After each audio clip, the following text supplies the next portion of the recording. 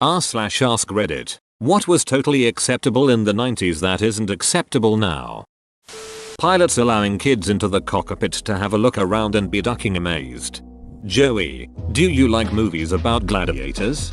Joey, you ever seen a grown man naked? Walking all the way to the departure gate at the airport with your family friends even if you weren't traveling with them. Edit. At least in airports in the United States. Edit 2. Apparently Pittsburgh Airport is testing out allowing this again. Hopefully it goes well and the trend will catch on. When picking someone up, my family would get to the terminal before the plane landed. We'd find a hiding spot to scare whoever arrived once they were on their way to the baggage claim. I happen to be with Tsar. Just ask the airline for a gate pass saying your loved one needs assistance. You will get screened as if you're a passenger. You will not be allowed to bring anything through security that you can't bring as a passenger. And once you leave the terminal, you can't get back in. They will not hold your stuff at the checkpoint for you. So leave all non-compliant crap in your car. I miss those days too. I found my dad after 18 years and meet him at the gate. We both are big talkers. So everyone else at the gate knew our story and everyone on the plane knew our story. So everyone watched as we were reunited. It's a memory I will cherish forever. Playgrounds made out of tires. Playgrounds with all metal everything and gravel bases. You miss the burn of a hot slide, don't you? Not having a cell phone. Oh, how things have changed. Now you're almost not part of the world without one.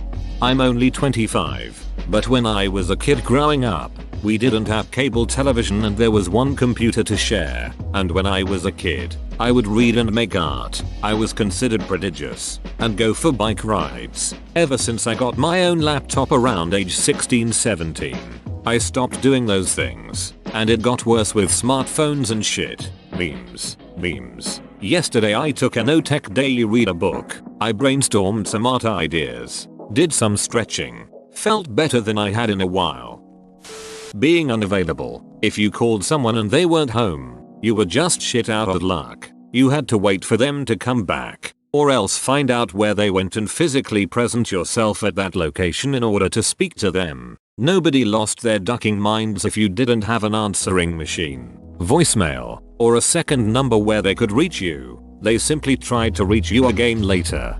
If people are losing their minds because you're unavailable, you need to set some boundaries. Tell them that sometimes you are busy and won't talk. Works just fine with my friends. If they don't like it, then tough shit. My boss will try to call me in early or on a day off, and if I don't answer I get a lengthy speech about it the next day. Shit's almost not worth my $9 HR I get. Almost. Showing up uninvited to a friend's house to see what they're doing. HRM. 3 9-year-olds just knocked for my daughter, and 2 12-year-olds just rang the door for my son. I think it's the fact you've gotten older. Not so sure. My friends and I still did that well into our early 20s, late 90s. Might have more to do with cell phones. IDK. Playfully shoving someone into a pool at a keg party. Back then you might chance ruining a cheap watch, but now you would end up having to buy the person a new phone. Open bracket. Edit. Into. And in 20 years, when all electronics are waterproof, this notion will seem dated. Recently got a waterproof phone and I'm much less scared of walking around the pool. It's great.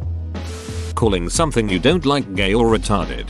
You don't call retarded people retards. It's bad taste. You call your friends retards when they are acting retarded. Michael Scott. Sort of like the old Simpsons quote. He's kissing a girl. That is so gay. Calling your friend's mom and asking to speak to your friend. I mean, sure, I called my friend's mom, but why would I ask to speak to my friend?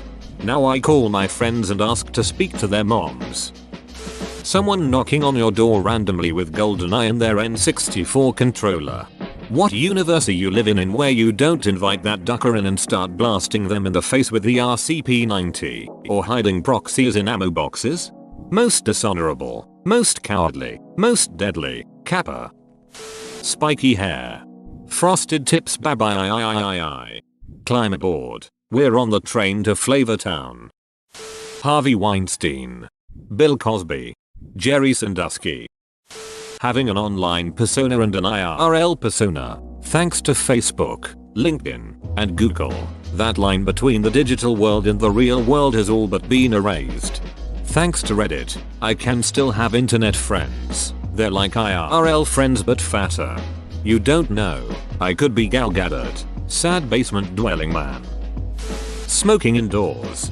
I'm smoker. I'm also so glad we can't smoke inside anymore in like 90% of places. I like having a fairly polite exit at any time because I'm a smoker. If I'm around someone who is particularly taxing, I have an exit. Dial-up internet.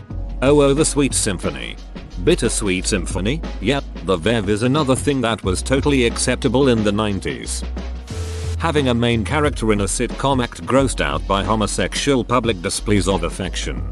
Like this scene in Bill and Ted's Excellent Adventure. Technically 1989 but close enough.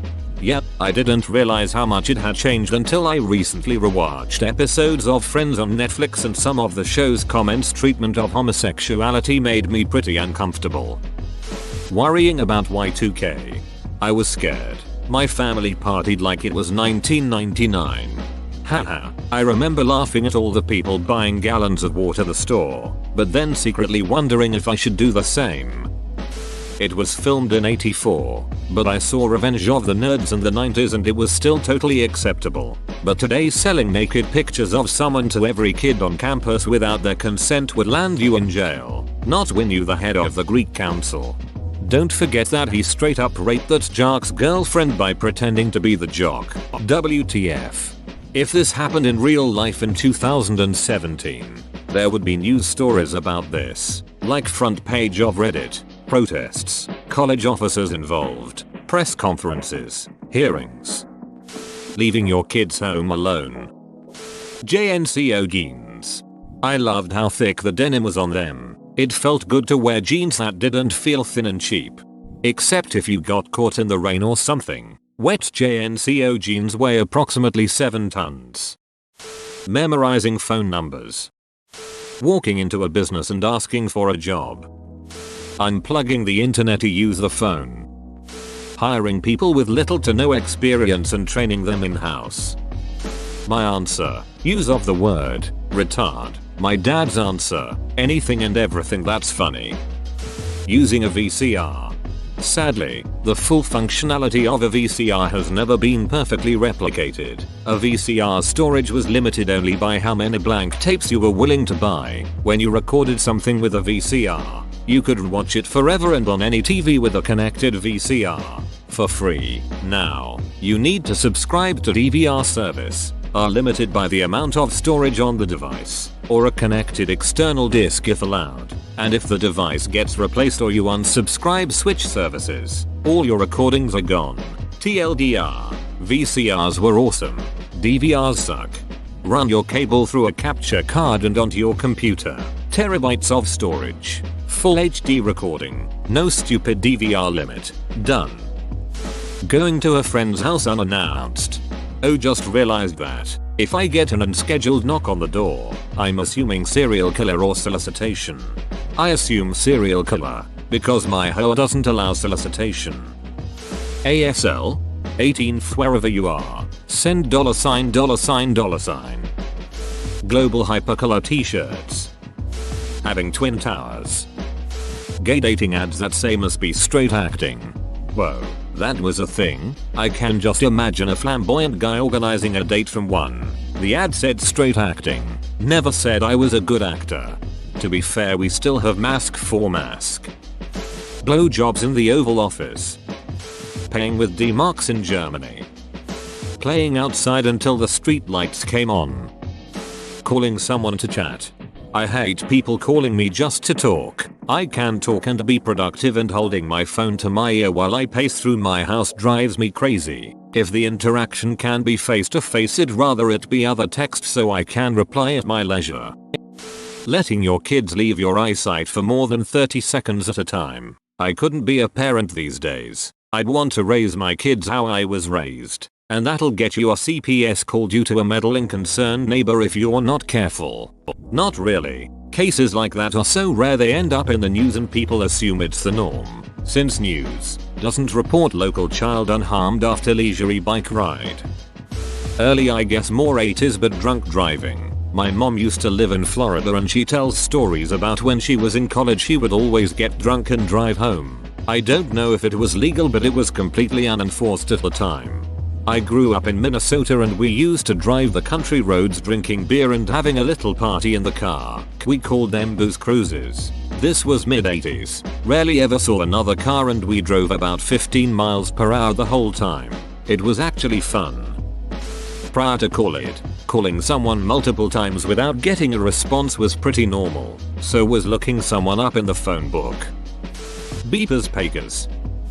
Compromising in politics.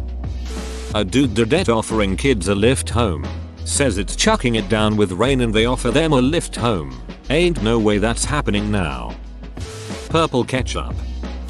Believing that boys have penises, girls have vaginas was the only reasonable take on gender. Apparently I'm still stuck in the 90s or I must just be some stupid redneck. Edit. Sorry for starting a gender debate. I'ma go back to my off-roading and quit stirring the shit pot. Peer-to-peer file sharing. Napster. Whoa, you made it to the end? You're a ducking beast. I'll cut you a deal. Smash like and subscribe for more curated content, bruh. It's free and that's a great price.